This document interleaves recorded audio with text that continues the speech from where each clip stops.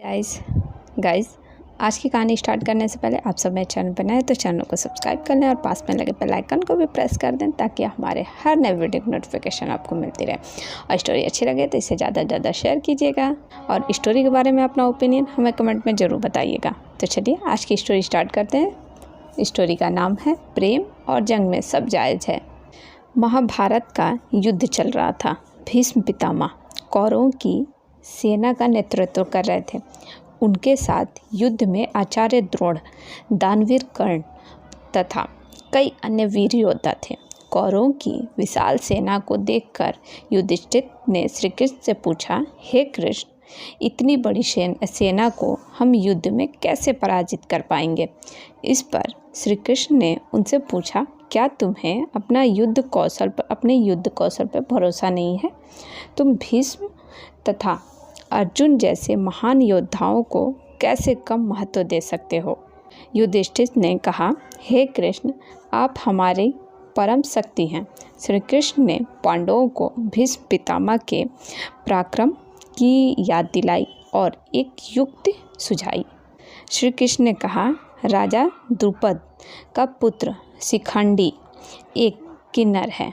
हम शिखंडी को कल के युद्ध में सेनापति बनाकर भीष्म पितामह के विरुद्ध खड़ा कर देंगे। भीष्म पितामह शिखंडी से युद्ध नहीं करेंगे। इस स्थिति में वे अपने अस्त्र शस्त्र नहीं उठाएंगे। इस तरह उन्हें आसानी से पराजित किया जा सकता है। श्री कृष्ण की ये युक्ति काम आ गई। भीष्म पितामह पराजित हो गए। गुरु द्रोणाचार्य ने सेनापति का कार्य भार संभाल लिया। उन्होंने कौरव सेना को बड़ी ही निपुणता से संगठित किया। पांडवों को विरोधी सेना से युद्ध करने में बहुत कठिनाइयों का सामना करना पड़ा था। उनकी सेना को बहुत क्षति हुई थी। युधिष्ठिर ने बड़े ही दुखी मन से कहा कि वे युद्ध में कभी नहीं जीत सकेंगे। ये सुनकर श्री कृष्ण ने युधिष्ठिर से कहा, यह एक कायरतापूर्ण विचार है। हमें जीत की कोई ना कोई राह अवश्य ही मिल सकती है।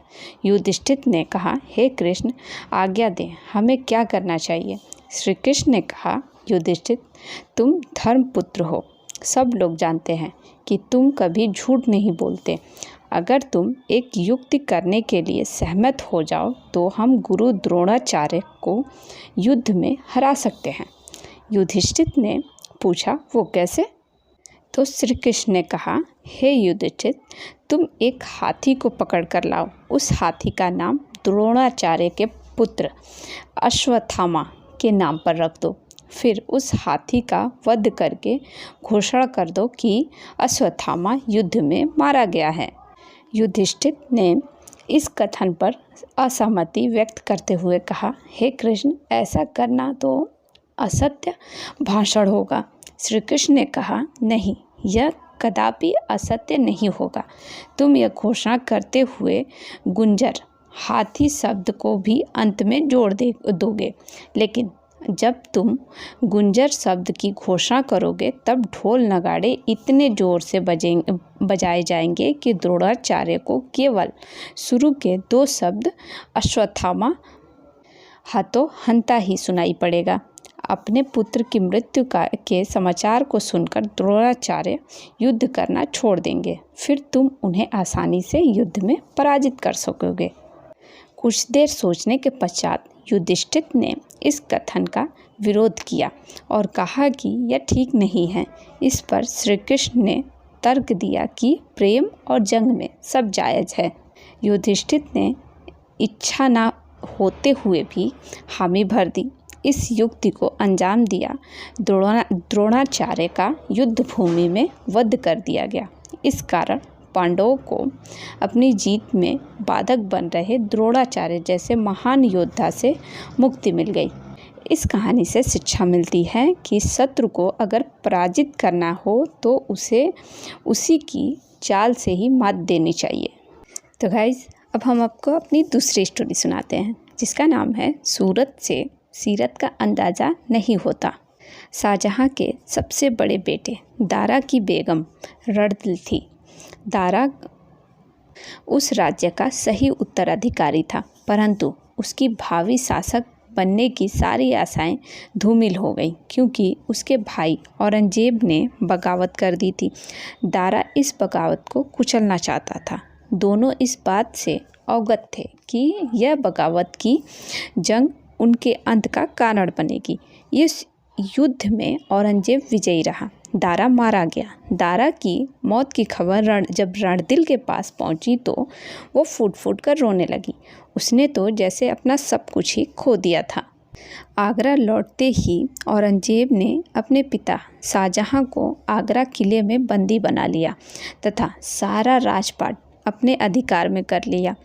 औरंगजेब ने सोचा कि सारा राजपाट तो अब उसका हो ही चुका है, अब रणदिल पर भी अधिकार प्राप्त कर लिया जाए।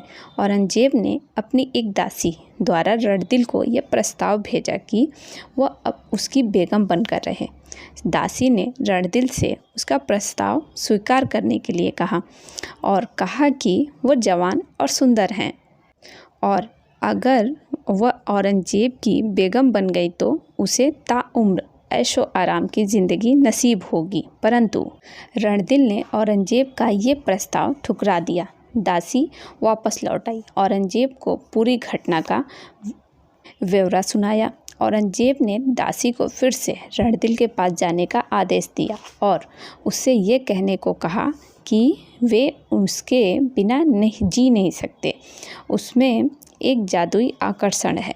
उसकी आंखें चमकीली हैं, उसका गोरा रंग, उसका गोरा शरीर बहुत सुंदर है। औरंगजेब उसकी प्रशंसा करने लगा। औरंगजेब की दासी दोबारा रणदिल के पास गई और उसे औरंगजेब का प्रस्ताव स्वीकार करने के लिए कहा। इस पर रणदिल जोर जोर से हंसने लगी और कहा, तुम्हारे राजा कहते हैं कि मेरा चेहरा मेरी तकदीर है, क्या यह सच है? मुझे देखना चाहिए। यह कहकर रणदिल ने दासी को रुकने का इशारा किया और वह अपने शयन कक्ष में बने दर्पण की ओर दौड़ पड़ी।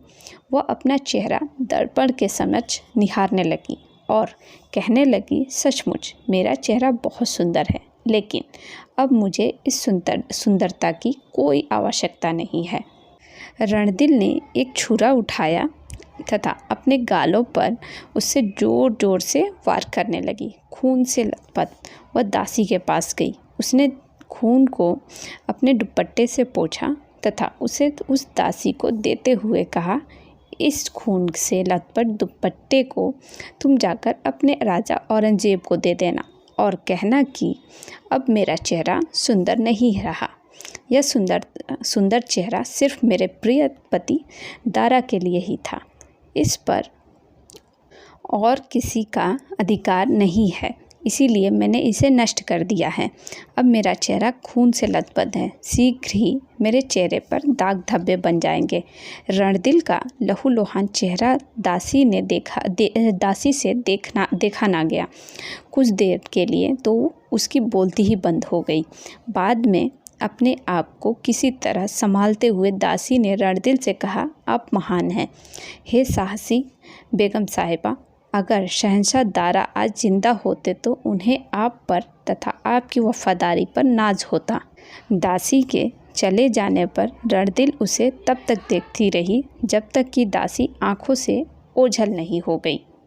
फिर वह अपने शयन कक्ष की ओर दुखी मन से लौट गई तथा बिस्तर पर लेटकर रोने लगी। इस प्रकार रणदिल के इस साहसिक कारनामे से औरंगजेब असमंजस में पड़ गया तथा जब उसे रणदिल द्वारा भिजवाया गया संदेश मिला तो सूरत से सीरत का अंदाज़ा नहीं होता, तो उसकी आंखें खुली की खुली रह गई। उसके बाद औरंगजेब ने कभी भी रणदिल को परेशान नहीं किया।